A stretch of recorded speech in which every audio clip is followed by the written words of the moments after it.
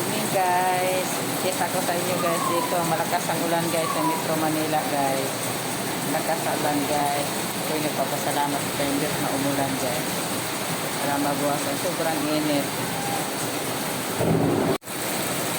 Yan guys. So, malakas sa ulan.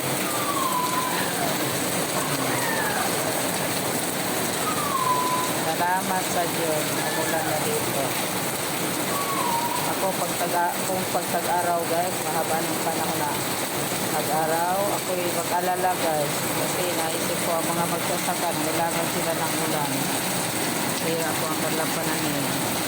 Walang pagkain sa bayan guys kung wala ang magsasaka. Sila po nagdala ng pagkain dito sa bayan. Ako nanalangin sa Diyos na sana po kayo ng Diyos umulan na para madiligan po ang kanilang mga halaman. Ngayon guys, umulan na. Maraming salamat sa inyo Diyos. Salamat sa Diyos. Umulan na. Umulan na dito sa amin guys.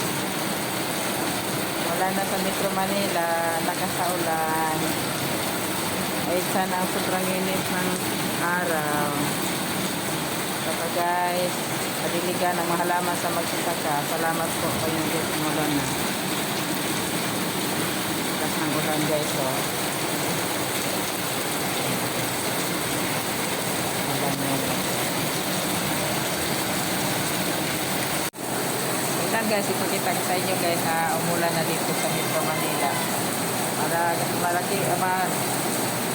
Masaya ako guys na umulan na. Kasi yan talaga guys.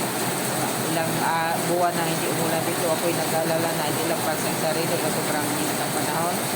Naisip ko rin guys ang mga magsasaka. Sila po ay wawa ko tag-araw na guys. Yung mga halaman nila, mga tanim. Sila po nagbigay ng produkto dito sa bayan guys.